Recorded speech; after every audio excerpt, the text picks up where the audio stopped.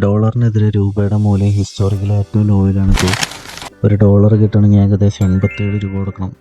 അതുപോലെ തന്നെ ഒരു യൂറോ കിട്ടണമെങ്കിൽ 102 രൂപ കൊടുക്കണം. അപ്പോൾ എല്ലാ കറൻസിയും എന്താ ഇങ്ങനെ ഡിഫറെൻറ്റ് വാല്യൂസ് സെക്കൻഡിൽ ഇങ്ങനെ മാറിക്കൊണ്ടിരിക്കുന്ന എല്ലാ കറൻസിയുടെ മൂല്യം അപ്പോൾ ആരാണ് കൺട്രോൾ ചെയ്യണത്? അതിൻ്റെ പിന്നിൽ നടക്കുന്ന 5 മെയിൻ ഫാക്ടേഴ്സാണ് ഞാൻ ഇന്ന് ഈ വീഡിയോയിൽ പറയാൻ പോകുന്നത്. അതിൽ ഫസ്റ്റ് വൺ, ഇൻട്രസ്റ്റ് റേറ്റ്സ്. നമ്മുടെ ഇൻട്രസ്റ്റ് റേറ്റ്സ് തീരുമാനിക്കുന്നത് നമ്മുടെ സെൻട്രൽ ബാങ്കായിട്ടുള്ള RBI ആണ്. നമ്മുടെ കറൻസിയുടെ വാല്യൂസ് ഇൻഫ്ലുവൻസ് ചെയ്യാനായിട്ട് സെൻട്രൽ ബാങ്ക്സിന് കഴിയും. അതെങ്ങനെയാണെന്ന് വെച്ച് കഴിഞ്ഞാൽ, ഒരു രാജ്യത്ത് ഹൈ ഇൻട്രസ്റ്റ് റേറ്റ്സ് ആണെങ്കിൽ ഇൻവെസ്റ്റ്മെൻറ്റ്സിനൊക്കെ ബെറ്റർ റിട്ടേൺസ് കൊടുക്കും. അപ്പോൾ ഹയർ റിട്ടേൺസ് കൊടുക്കുന്നതുകൊണ്ട് തന്നെ ഫോറിൻ ഇൻവെസ്റ്റേഴ്സ് കൂടുതൽ അട്രാക്റ്റ് ആവും. ഒരു എക്സാമ്പിൾ നോക്കുകയാണെങ്കിൽ, അമേരിക്കൻ ഗവൺമെൻറ് ഇഷ്യൂ ചെയ്യുന്ന ബോൺസിൻ്റെ ഇൻട്രസ്റ്റ് റേറ്റ്സ് 10% ആണെന്ന് വിചാരിക്കുക. മറിച്ച് ഇന്ത്യ ആണെങ്കിൽ 8% കൊടുക്കുന്നുള്ളൂ. ഇപ്പോൾ ഇവിടെയുള്ള ഇന്ത്യക്കാർ കൂടുതലും അമേരിക്കയിൽ ഇൻവെസ്റ്റ് ചെയ്യും because of that better returns. So നമ്മുടെ കറൻസിയുടെ ഡിമാൻഡ് ആ ടൈമിൽ കുറയും, അമേരിക്കൻ കറൻസിയുടെ ഡിമാൻഡ് കൂടും. സോ ഒരു കറൻസിയുടെ ഡിമാൻഡ് കൂടുകയാണെങ്കിൽ ആ കറൻസിയുടെ വാല്യൂ കൂടും. Second one, inflation. ഒരു രാജ്യത്ത് ഇൻഫ്ലേഷൻ റേറ്റ് ഹൈ ആണെങ്കിൽ ആ രാജ്യത്തിൻ്റെ കറൻസിയുടെ വാല്യൂ കുറയും. എങ്ങനെയാണെന്ന് വെച്ചാൽ, ഇത് നമുക്കൊരു എക്സാമ്പിളായിട്ട് നോക്കാം. ഒരു വർഷം മുമ്പ് 1 ലിറ്റർ വെളിച്ചെണ്ണയ്ക്ക് 200 രൂപയായിരുന്നു. ഇപ്പോൾ അത് 400 കൂടുതലായി. സോ ഇവിടെ നല്ല രീതിക്ക് ഇൻഫ്ലേഷൻ റേറ്റ്സ് കൂടുന്നുണ്ട്. അതുപോലെ തന്നെ രൂപയുടെ മൂല്യം കുറയും. ഒരു ബിഗ് എക്സാമ്പിൾ പറയുകയാണെങ്കിൽ, സിംബാബ്വെ എന്ന് പറയുന്ന ഒരു കൺട്രിയുടെ കറൻസിയുടെ വാല്യൂ 1980s US ഡോളറിനേക്കാളും കൂടുതലായിരുന്നു. ആ ടൈമിൽ ഒരു ഡോളർ എന്ന് പറയുന്നത് 1.35 സിംബാബ്വേൻ ഡോളറായിരുന്നു. പിന്നീട് ഡീസ്റ്റെബിലൈസ്ഡ് എക്കോണമി കൊണ്ടും പിന്നെ മൈൻഡ്ലെസ്ലി അൺലിമിറ്റഡ് മണി പ്രിൻ്റ് ചെയ്തുകൊണ്ടും ആ രാജ്യത്ത് ഹൈപ്പർ ഇൻഫ്ലേഷനായി. അതുകൊണ്ട് തന്നെ ആ കറൻസിയുടെ വാല്യൂ കുത്തനെ ഇടിഞ്ഞു. ഈവൻ ട്രില്യൺസിൻ്റെ സിംബാബ്വേൻ ഡോളേഴ്സ് വരെ അവർ പ്രിൻ്റ് ചെയ്തിട്ടുണ്ട്. ആ ഒരു ടൈമിൽ ഒരു പാക്കറ്റ് ബ്രെഡ് വാങ്ങിക്കണമെങ്കിൽ അർബാനയിൽ പൈസ കൊണ്ടുപോകണം. അവസാനം അവർ ഗിവപ്പ് ചെയ്ത് ഇപ്പോൾ US ഡോളറാണ് യൂസ് ചെയ്യുന്നത്.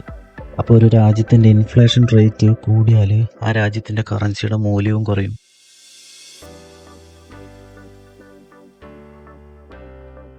Third one, economic health and foreign investments. 1972 China foreign ഇൻവെസ്റ്റ്മെൻറ്റ്സിന് തുറന്നെടുത്തപ്പോൾ ആ രാജ്യത്തിൻ്റെ കറൻസിനെ ഒരുപാട് സ്ട്രോങ് ആക്കി. കാരണം എന്തെന്നാൽ, ഒരുപാട് വലിയ കമ്പനീസാണ് ചൈനയിൽ അന്ന് ഇൻവെസ്റ്റ് ചെയ്തത്.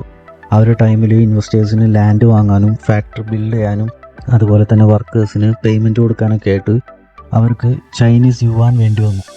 അപ്പോൾ ചൈനീസ് യുവാൻ്റെ ഡിമാൻഡ് ഇൻക്രീസ് ആയപ്പോൾ അതിൻ്റെ വാല്യൂ ഒരുപാട് ഉയർന്നു. അപ്പോൾ അങ്ങനെ ഒരു ഡിസിഷൻ ചൈന എടുത്തപ്പോൾ തന്നെ ആ രാജ്യത്ത് അന്ന് ഒഴുകിയത് ബില്യൺസ് ആണ്. അതുകൊണ്ടൊക്കെ തന്നെയാണ് ഒട്ടുമിക്ക രാജ്യങ്ങളും ബിസിനസ്സിനും ഇൻവെസ്റ്റ്മെൻറ്റ്സിനും വേണ്ടിയിട്ട് അവരുടെ കൺട്രീസിലേക്ക് ഇൻവെസ്റ്റ് ചെയ്യാനായിട്ട് പ്രൊമോട്ട് ചെയ്യുന്നത്. പക്ഷേ ഫോറിൻ ഇൻവെസ്റ്റേഴ്സ് അങ്ങനെ കണ്ണും പൂട്ടി ഒരിക്കലും ഇൻവെസ്റ്റ് ചെയ്യില്ല. അവർ നോക്കുന്നത് സ്റ്റേബിൾ പൊളിറ്റിക്സും അതുപോലെ തന്നെ സ്റ്റേബിൾ എക്കണോമീസും ആയിട്ടുള്ള കൺട്രീസാണ്. അതെന്താണെന്ന് വെച്ച് കഴിഞ്ഞാൽ, ഒരു രാജ്യം അവരുടെ റൂൾസും ലോസും ബിസിനസ്സുകൾക്ക് വേണ്ടിയിട്ട് കൺസിസ്റ്റൻ്റ് ആയിട്ടാണ് പോകുന്നതെങ്കിൽ ഇൻവെസ്റ്റേഴ്സിന് അവിടെ ഇൻവെസ്റ്റ് ചെയ്യാനുള്ള ഇൻട്രസ്റ്റ് ഉണ്ടാവും.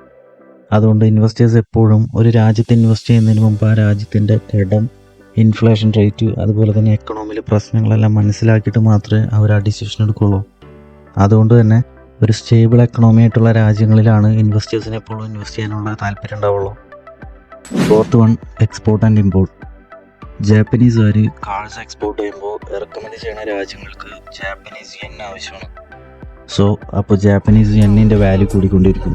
അതുപോലെ തന്നെ ജപ്പാൻ കോള് ഓസ്ട്രേലിയയിൽ നിന്ന് ഇമ്പോർട്ട് ചെയ്യുമ്പോൾ അവർക്ക് ഓസ്ട്രേലിയൻ ഡോളേഴ്സ് ആവശ്യമാണ്. അപ്പോൾ ഓസ്ട്രേലിയൻ കറൻസിയുടെ മൂല്യം കൂടും. സോ മോസ്റ്റ് ഓഫ് ദ കൺട്രീസും എക്സ്പോർട്ടിങ്ങിൽ കൂടുതൽ ഫോക്കസ് ചെയ്യും. അപ്പോൾ അവരുടെ കറൻസിയുടെ വാല്യൂ അവർക്ക് ഇൻക്രീസ് ചെയ്യാൻ കഴിയും. അതുപോലെ തന്നെ ക്രൂഡ് ഓയിൽ സൗദി അറേബ്യയുടെ കയ്യിൽ നിന്ന് വാങ്ങാനായിട്ട് മറ്റ് രാജ്യങ്ങളെല്ലാം US ഡോളേഴ്സ് വേണ്ടതുകൊണ്ട് US ഡോളേഴ്സിൻ്റെ വാല്യൂ ഇൻക്രീസ് ആയിക്കൊണ്ടിരിക്കും. അപ്പോൾ നിങ്ങൾ ആലോചിക്കുന്നത്, എന്തിനാണ് സൗദി US ഡോളേഴ്സ് ആക്സെപ്റ്റ് ചെയ്യുന്നതെന്നല്ലേ? അതിനെയാണ് പെട്രോ ഡോളേഴ്സ് എന്ന് പറയുക. അതിനെപ്പറ്റി പറയുകയാണെങ്കിൽ വേറെ വീഡിയോ ചെയ്യേണ്ടി വരും, ബിക്കോസ് അതിൽ ഒരു കുറച്ച് ഹിസ്റ്ററി കാര്യങ്ങളൊക്കെ ഉണ്ട്. ഫിഫ്ത്ത് വൺ, പബ്ലിക് ഡെപ്റ്റ്. ഒരു രാജ്യത്തിൻ്റെ കടം അവരുടെ കറൻസിയുടെ മൂല്യത്തിൽ വലിയ ഇടിവുണ്ടാക്കും. നമുക്ക് ഇന്ത്യയുടെ തന്നെ ഒരു എക്സാമ്പിൾ നോക്കാം. കോവിഡ് സമയത്ത് പൈസയ്ക്ക് ആവശ്യം വന്നപ്പോൾ നമ്മൾ പുറത്തുനിന്ന് കടം എടുത്തു. അത് ഇവിടുത്തെ വളർച്ചയ്ക്ക് വേണ്ടി എടുക്കുന്നതിൽ കുഴപ്പമില്ല. പക്ഷെ ഒരു രാജ്യത്തിൽ കൂടുതൽ കടം വന്നാൽ ഇവിടെ ഇൻവെസ്റ്റ് ചെയ്തിട്ടുള്ള ഫോറിൻ ഇൻസ്റ്റിറ്റ്യൂഷണൽ ഇൻവെസ്റ്റേഴ്സും അതുപോലെ തന്നെ ഗവൺമെൻറ് ബോൺസിൽ ഇൻവെസ്റ്റ് ചെയ്തിട്ടുള്ളവരെല്ലാം പൈസ വിഡ്രോ ചെയ്യാനുള്ള സാധ്യത കൂടുതലാണ്. കാരണം അവരുടെ കോൺഫിഡൻസ് പോകണ ആ ഒരു ടൈമുണ്ട്. കാരണം രാജ്യത്തിൻ്റെ കടം ഇൻക്രീസ് ആയിക്കൊണ്ടിരിക്കല്ലേ. അപ്പോൾ അവർ പൈസ എങ്ങാനും വിഡ്രോ ചെയ്ത് കഴിഞ്ഞാൽ നമ്മുടെ ഇവിടുത്തെ പൈസയുടെ മൂല്യം ഭയങ്കരമായിട്ട് ഇടിഞ്ഞു പോകും. സോ ഇതെല്ലാം കൺട്രോൾ ചെയ്യണത് നമ്മുടെ സെൻട്രൽ ബാങ്കായിട്ടുള്ള RBI ആണ്. എന്തൊക്കെയാണ് അവർ ചെയ്യുന്നതെന്ന് വെച്ച് കഴിഞ്ഞാൽ ഫോറക്സ് റിസർവ് അസറ്റ്സ് യൂസ് ചെയ്ത് അവർ ബാലൻസ് ചെയ്യും. എന്ന് വെച്ചാൽ നമ്മുടെ കയ്യിൽ ഫോറിൻ കറൻസി അസറ്റ്സും ഗോൾഡ് റിസർവ്സ് എല്ലാം ഹോൾഡ് ചെയ്യുന്നുണ്ട്. 583 ബില്യൺ ഫോറിൻ കറൻസി അസറ്റ്സ് ആണ് ആസ് ഓഫ് ഓഗസ്റ്റ് 2025 നമ്മൾ ഹോൾഡ് ചെയ്യുന്നത്. ഇപ്പോൾ രൂപയുടെ മൂല്യം വല്ലാതെ താഴ്ന്നു കഴിഞ്ഞാൽ അവർ ഒന്നില്ലെങ്കിൽ ഫോറിൻ കറൻസിയുടെ അസറ്റ്സ് വിറ്റുകൊണ്ട് രൂപയുടെ വാല്യൂ കയറ്റും. ഇനിയിപ്പോൾ ഫോറിൻ കറൻസി അസറ്റ്സ് കുറവാണെങ്കിൽ ഇൻട്രസ്റ്റ് റേറ്റ്സ് കൂട്ടും. സോ പുറത്തു നിന്നുള്ള ഇൻവെസ്റ്റേഴ്സിനെ കൂടുതൽ അട്രാക്റ്റ് ചെയ്യിക്കാനായിട്ട്. അപ്പോൾ ഇവിടുത്തെ ഡൊമസ്റ്റിക് കാര്യങ്ങളൊക്കെ RBI ഒരുവിധം കൺട്രോളിൽ നിർത്തും. പക്ഷേ ഗ്ലോബൽ തലത്തിലെ നിയമങ്ങൾ മാറുമ്പോൾ ചിലപ്പോൾ RBIയുടെ കൺട്രോളിൽ നിൽക്കില്ല. ഫോർ എക്സാമ്പിൾ, ഗ്ലോബൽ തലത്തിൽ എണ്ണവില ഉയർന്നുകൊണ്ടിരിക്കുമ്പോൾ RBI കുറച്ച് നാളത്തേക്ക് ഫോറിൻ കറൻസീസ് സെല്ല് ചെയ്ത് പിടിച്ചു നിൽക്കും. പക്ഷേ ലോങ് ടൈമിലേക്ക് കഴിയില്ല. അതുകൊണ്ടാണ് ഒരു രാജ്യത്തിൻ്റെ കടവും സെൻട്രൽ ബാങ്ക്സിൻ്റെ ഡിസിഷനെല്ലാം രൂപയുടെ മൂല്യത്തിൽ വല്ലാതെ ചേഞ്ചസ് വരുത്തുന്നത്. ഇനി എല്ലാവർക്കും ഉള്ളൊരു ഡൗട്ടായിരിക്കും, ലോകം മൊത്തം ഒരു കറൻസിയിലേക്ക് മൂവ് ചെയ്ത് തുടങ്ങും. കേൾക്കുമ്പോൾ നല്ല സുഖമുള്ള കാര്യമായിരിക്കും, പക്ഷേ അതത്ര സിമ്പിളല്ല. നമുക്കിപ്പോൾ യൂറോപ്പിൽ തന്നെ ഒരു എക്സാമ്പിൾ എടുക്കാം. യൂറോ എന്നൊരു കറൻസി യൂസ് ചെയ്യുന്ന ഏകദേശം ഒരു 20 രാജ്യങ്ങളുണ്ട്. അവരുടെ സെൻട്രൽ ബാങ്ക് യൂറോപ്യൻ സെൻട്രൽ ബാങ്കാണ്. അപ്പോൾ ഒരു രാജ്യത്തിന് എന്തെങ്കിലും പ്രശ്നം വന്നു കഴിഞ്ഞാൽ സെൻട്രൽ ബാങ്ക്സ് ആ ഒരു രാജ്യത്തിന് വേണ്ടി മാത്രം നയങ്ങളൊന്നും മാറ്റാൻ പോകില്ല. കാരണം അതെല്ലാ കൺട്രീസിനെ എഫക്റ്റ് ചെയ്യും. ഇപ്പോൾ ഒരു എക്സാമ്പിൾ പറയുകയാണെങ്കിൽ ഗ്രീസിൽ 2019 ഇതുപോലൊരു ഫൈനാൻഷ്യൽ ക്രൈസിസ് വന്നപ്പോൾ അത് മറ്റ് യൂറോപ്യൻ കൺട്രീസിനെ എല്ലാവരെയും ബാധിച്ചു. അതുപോലെ തന്നെയാണ് ഒരു രാജ്യത്തിന് വേണ്ടിയിട്ട് ഒരു നയങ്ങളെല്ലാം മാറ്റിയെടുത്തു കഴിഞ്ഞാൽ അത് മറ്റ് രാജ്യങ്ങളെയും അത് എഫക്റ്റ് ചെയ്യും. അപ്പോൾ അതുകൊണ്ട് ലോകം മൊത്തം ഒരു കറൻസി ആക്കൽ അതൊരിക്കലും എളുപ്പമല്ല. നല്ല അടിപൊളിയായിട്ട് ജീവിതം മുന്നോട്ട് പോയിക്കൊണ്ടിരിക്കണം. നിങ്ങളുടെ ലൈഫിൽ 10,000 കിലോമീറ്റർ അപ്പുറത്ത് ഏതോ ഒരു രാജ്യം എന്തോ ഒരു ഫൈനാൻഷ്യൽ ക്രൈസിസ് വന്നപ്പോൾ നിങ്ങൾ 10,000 കിലോമീറ്റർ ഇപ്പുറത്ത് കിടക്കുന്ന നിങ്ങളുടെ ലൈഫിൽ അത് ബാധിക്കണമെന്ന് ആലോചിച്ച് നോക്കിയേ. അതാണ് ഇവിടെയും വരുന്ന വിഷ്യൂസ്.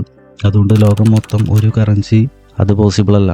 അപ്പോൾ എല്ലാ രാജ്യങ്ങളും അവരുടെ കറൻസി ഏറ്റവും കൂടുതൽ സ്ട്രോങ് ആക്കാനല്ലേ അവർ നോക്കുള്ളൂ. എന്നാൽ എല്ലാ രാജ്യങ്ങളും അങ്ങനെയല്ല.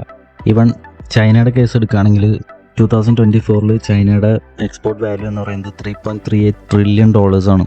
സെക്കൻഡായിട്ട് നിൽക്കുന്നത് ജർമ്മനിയാണ്, അത് $1.77 ട്രില്യൺ ആണ്. അപ്പോൾ ഒന്ന് ആലോചിച്ച് നോക്കിയേ, സെക്കൻഡ് നിൽക്കുന്ന രാജ്യത്തിൻ്റെ ഏകദേശം ഡബിൾ ചൈന കയറ്റി അയച്ചിട്ടുണ്ട്.